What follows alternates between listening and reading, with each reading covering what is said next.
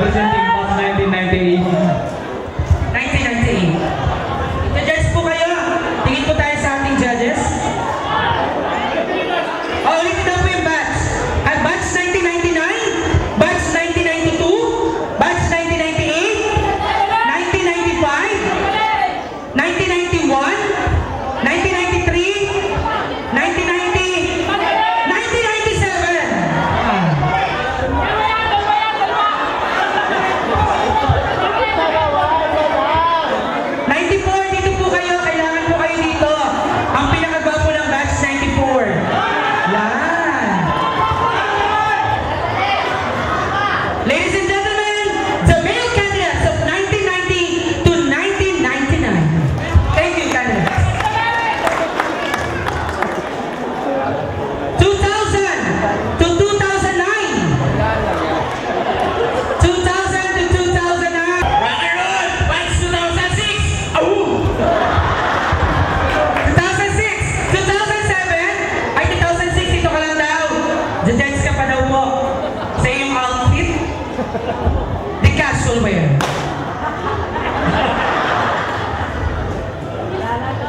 Thank you, candidate. Wala na daw po. 2010 to 2015. Patrick Liwanag po, 2015 po. Patrick Liwanag. Thank you, judges. Alumni 2015. So in just few minutes, i-announce namin kung sino yung mga finalists. Okay? So dapat namin makita ngayon, ma-identify ngayon kung sino yung winner. So habang pinagtatabulate po tayo, paki-ready na rin po bago mag-12 o'clock, paki-ready na rin yung inyong mga candidates or representative ng bawat batch para sa ating election. Okay? Gagawin po natin mabilis. Bawat batch, for every dekada, magtitipon po sila sa isang area and then mag-select sila ng dalawa lang na representative sa bawat dekada. Okay? So, bawat dekada, magkakaroon tayo ng dalawang representative as incoming officer. So, ang gagawin natin, bawat dekada, kukuha kayo ng dalawang representative sa bawat batch and then magtitipon sila dyan sa area nyo and then mag-select sila ng dalawa. Okay? So, sa ngayon, i-ready na po ninyo inyong representative and then tatawagin natin po sila. Okay? So, tatawagin natin ang mga lahat ng representative ng bawat batch per decade. Dalawang representative, yung officer nyo na pwedeng maging officer ng association natin. Okay. Ano ba yung qualification? Ang qualification dapat bona fide member ng association. When I say bona fide member, dapat nakabayad po kayo ng 100 pesos membership fee. Okay? Dapat bayad po kayo ng 100 pesos membership fee para po kayo makaboto at para din po kayo maging representative ng inyong batch. Okay, ang ating membership will take effect for this year only. So, yung nagbayad ng 2014, i-cover na po yung 2015. Okay, so i-remind ko lang po ang diferensya ng ano ba yung kahalagahan ng membership natin. Of course, kailangan natin ng ma-identify kung sino talaga yung active member. Kung napapansin nyo, tuwing meron tayong gatherings, ang hirap mag-confirm kung sino talaga yung outstanding or yung active member. So, ito yung naging basehan natin. Kung nagbayad ka ng 100 membership, ito po ay yearly. Kung meron kang payment, then you are considered bona fide member ng Cagayan High School Global Alumni Group or Association. So far, meron naman tayong listahan. Yung mga hindi pa nakakabayad, meron po tayo, makipagkita kayo sa inyong mga representative, pwede pang makipag-coordinate sa ating membership committee, kay Ms. Sol, sa ating treasurer, kay or kay sa any officer ng First per decade natin sa binibini ba to? Miss or Mrs. Binibining dekada. Yun, Tagalog na Tagalog. Ano? So sa 1950s, ang winner po ay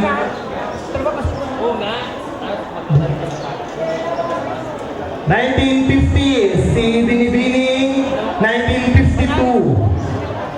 Sino po yun? Si ma'am, ayan. Agad po tayo sa stage. Makiki-assist nga yung mga kabats ko diyang nahihimlay. Yan. Okay, palakpakan mo naman natin. 1950. Sa mag-represent po ay from batch 1952. Next from 60s. Ang ating po representative, Binibining 1960s. Magagaling po sa batch 1967. Sino ba yung representative ng 1967? Okay, congratulations po. Next, 70s. Sa mga taga-dekada 70. Ang mag-represent po ay nagmula sa batch 1979. Nasaan po? Ayun. Ay, may crown na. So, okay. 80s.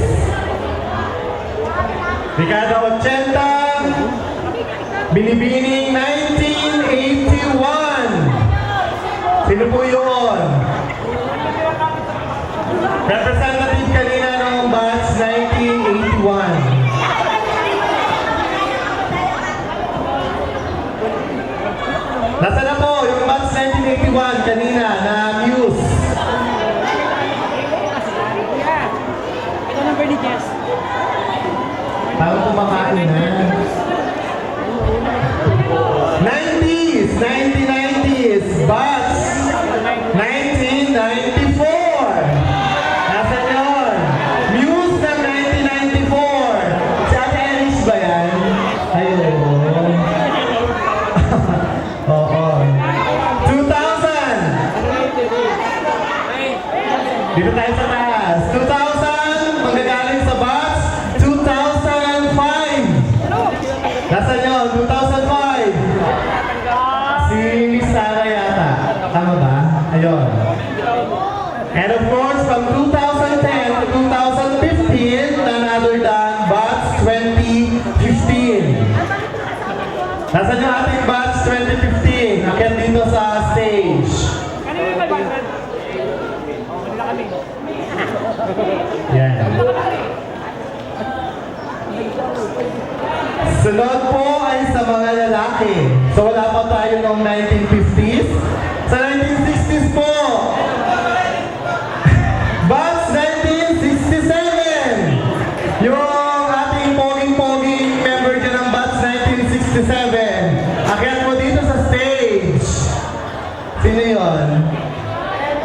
Si Sir Freddy Remo yata yun. Nasaan na mo?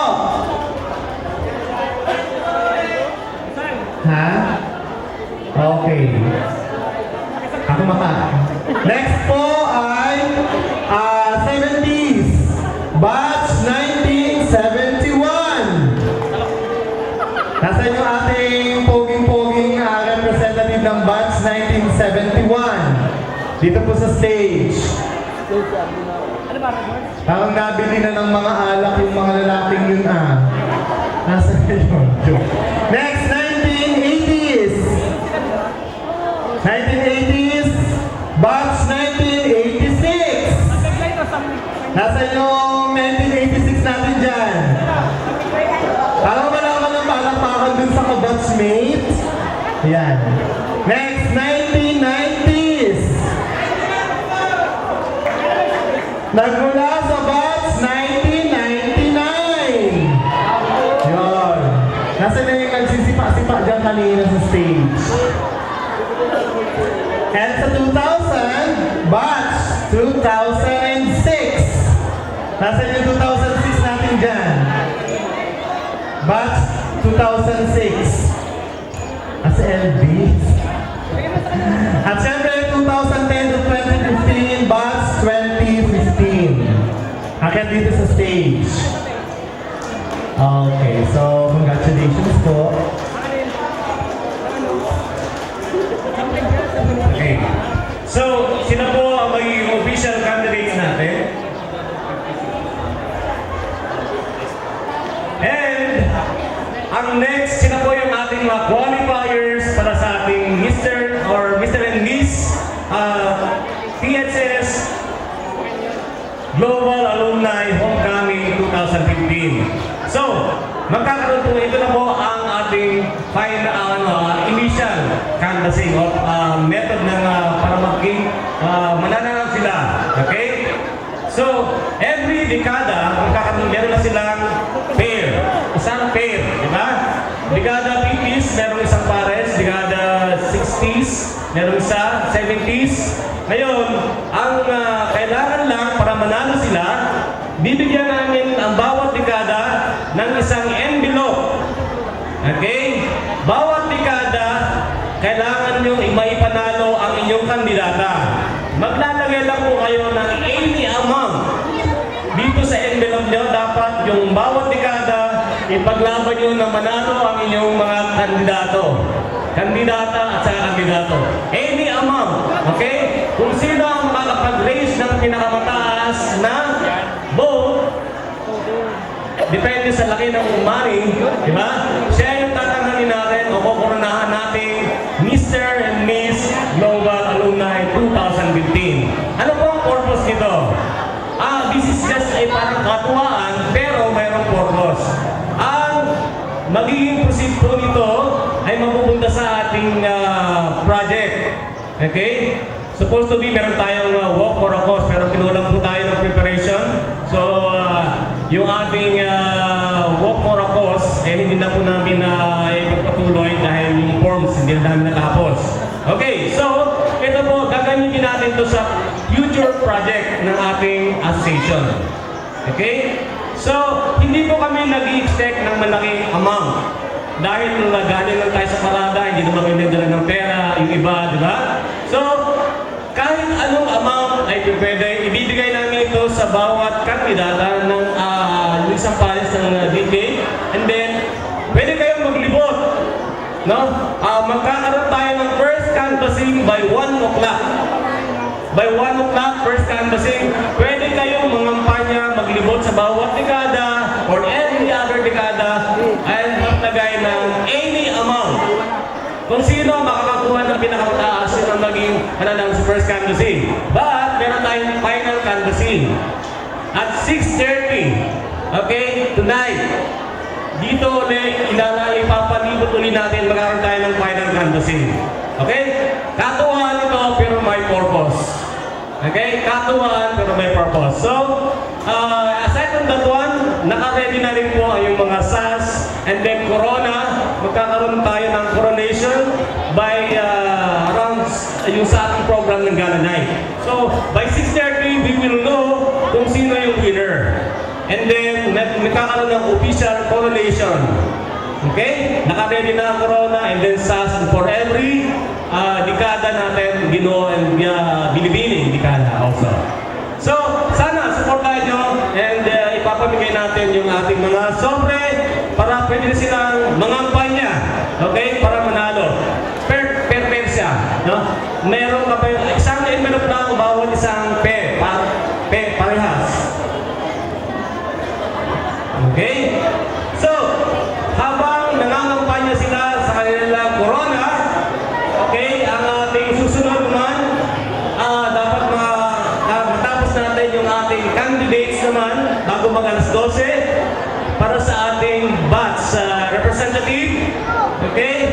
Can we call on all DK, no? Na mag-appoint na kayo ng inyong representative na dalawa. Pwede kayong, isang section na naman kayo, isang grupo, pwede kayong mag-usap-usap sandali, and then mag-appoint kayo ng inyong dalawang representative na pwedeng maging officer. Pwedeng manggaling sa isang batch, yung dalawang yun, or pwedeng sa ibang batch na within that decade. Okay? Para mas maging maganda ang selection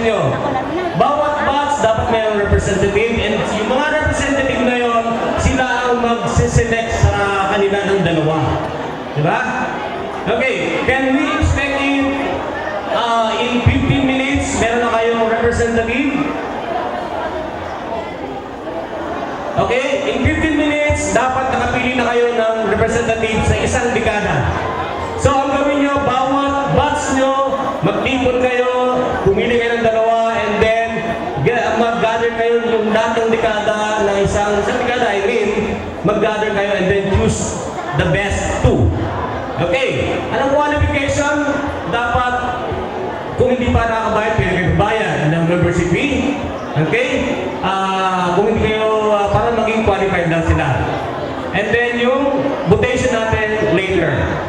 Magpupuntahan tayo, may kakaroon tayo ng secret balloting para sa ating magiging incoming officer. Ganito maging procedure. So, pipili tayo ng dalawang representative sa bawat dekada, and automatically, they will be considered as board of directors. Okay? Yung dalawang officer na mapipili nyo sa bawat dekada, automatic na magiging board of directors na siya. And then, out of that, since i-combine natin ang 50s and 60s. So, combine na po ang 50s and 60s sa pwede na kayo mag-start. Sorry pwede na kayo mag-start. Okay, so pili na kayo in 15 minutes, dapat din na kayong representative. Okay, so yun na yung natin, kailangan natin mag-elect tayo later ng isang president lang.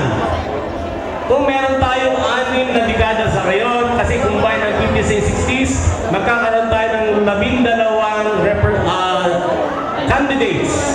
And out of that 12 candidates, pipili kayo ng isa mamaya. Elmer Verastegui from batch 76. Elmer Verastegui na. Pwede pong batch 76 na. Red roses too, I see them blue for me and you, and I think to myself, what a wonderful world. As the skies are blue, clouds are white, bright blue day, that sacred night, and I think to myself, what a wonderful world. The colors of the rainbows, so pretty in the sky, are also on the faces of people going by. I see friends shaking hands, saying, how do you do? They really saying, I love you. And babies crying. I watch them grow. I've learned much more than I'll ever know. And I think to myself, what a wonderful world. Oh, yeah. And I think to myself, what a wonderful world. Oh, yeah. And let's have some music. Thank you. Thank you, sir. There you have it, our contestant number 1. Contestant number 2, from batch 94, Ruby Palaypan.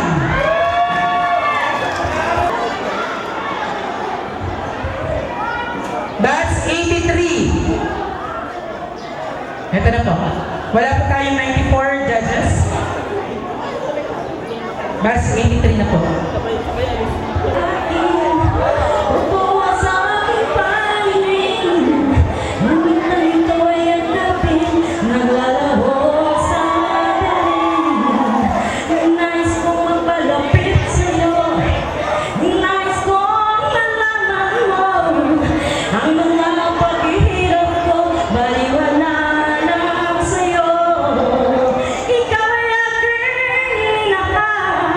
Kasama ko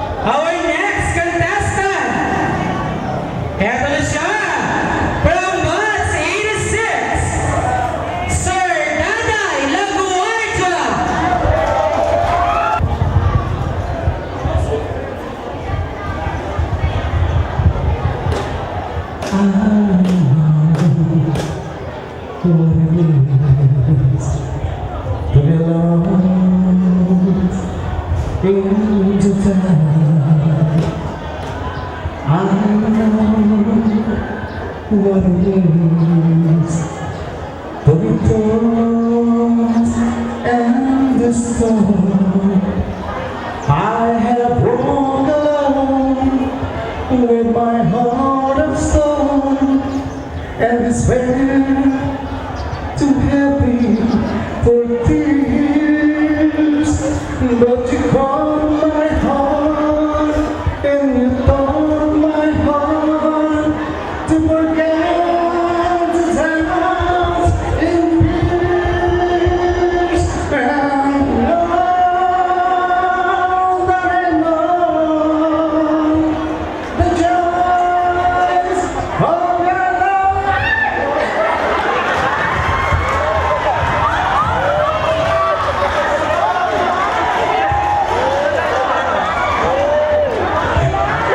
Ulit. Masang na lang patas siguro. Pamilyo ka lang guys. Okay, sorry. Ilang ulit mo na tinatanong sa akin kung hanggang saan, hanggang kailan magtatagal ang aking pagmamahal, habang may hiling pa kong narinig dito sa piling, hanggang ako ay mali na naman. Kaya yan.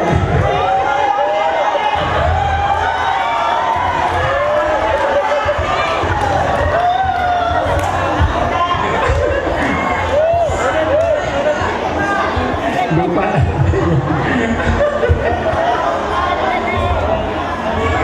Parang kasi talaga. Diyos ko, naubos ko na yung ating longtek na nagtirador. Okay, sige po. Last na po ito, ha? Ito ay parang international.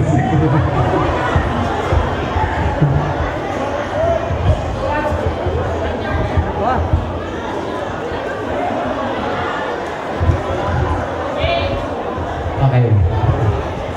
Huwag mong patagal kung ba't ako'y sadyang ganito. Magbabala sa iyong piling, ngunit ako'y ako. Di ako ang kanyang tuntunan. Ngunit ng araw, kaya ko doon kahit ako'y isang bakla. Basta't ako'y ako, kahit ako ay luma. Wala akong taong binabatala, nasasagabal sa taglay kong laya.